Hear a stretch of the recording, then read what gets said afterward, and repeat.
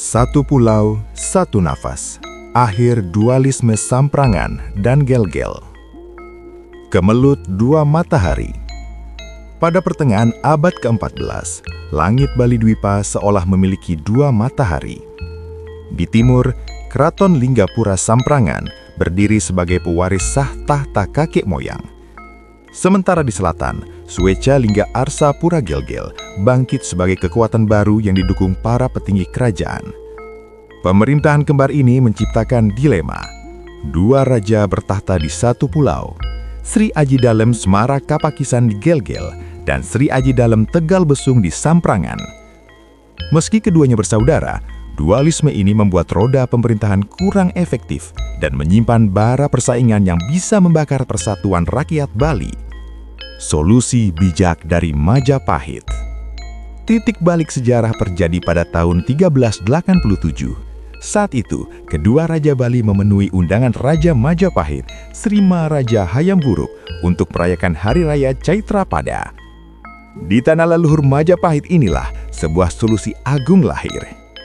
Terinspirasi dari sistem Yuwaraja Majapahit, seperti saat Ratu Tribuwana Tunggadewi menunjuk Hayam Wuruk muda sebagai Raja Muda di Kahuripan, kedua Raja Bali ini mencapai kesepakatan mulia. Demi efektivitas dan kedamaian, mereka memutuskan untuk membagi tugas tanpa harus memecah raga kerajaan. Penobatan yang menyatukan. Tahun 1401 menjadi saksi sejarah yang tak terlupakan. Melalui upacara Abhisegar Ratu yang sakral, dualisme kepemimpinan resmi berakhir.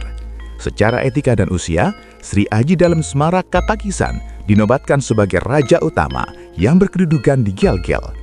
Sementara itu, Sri Aji Dalem Tegal Besung, sang adik yang penuh loyalitas, dinobatkan sebagai Yuwaraja atau Raja Muda yang tetap berkedudukan di Samprangan.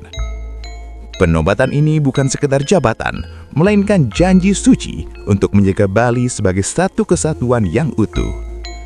Sejarah mencatat bahwa model Yuwaraja ini kelak menjadi presiden bagi kepemimpinan Bali di masa depan, seperti saat Kelungkung dan Sukawati bersatu di tahun 1710. Jembatan Persatuan Rakyat. Setelah penyatuan otoritas ini, Bali memasuki era kesejahteraan. Kedua pimpin tidak lagi sibuk dengan urusan kekuasaan, melainkan fokus pada pengabdian kepada rakyat dan dewa. 3 langkah besar dilakukan sebagai simbol persatuan. Menghormati leluhur Bali Aja. Upacara seradah digelar di Pura Pujak Panulisan sebagai penghormatan kepada raja-raja Bali kuno. Ini adalah pesan cinta bahwa dinasti baru tetap mengayomi warga Bali Mula dan Bali Aga. Membangun pusat kebersamaan. Pura Dasar Buana Gel-Gel dibangun. Tempat ini menjadi muara bertemunya raja, warga Pasek Saptarsi, hingga warga Pandey. Sebuah simbol bahwa rakyat Bali adalah satu keluarga besar. Menjaga akar Samprangan. Dalem Tegal Besung menetapkan Pura Dalem Samprangan sebagai pura kerajaan yang utama. Beliau meninggalkan Bisama atau pesan suci bagi seluruh keturunannya, termasuk yang tersurat dalam piagam Idewa Gedong Arta, agar tidak pernah lupa bersujud di tempat suci warisan ayahanda mereka, Ida Dalem Krishna Kapakisan. Sejarah Samprangan dan Gel-Gel mengajar kita bahwa ego pemimpin harus tunduk di bawah kepentingan rakyat.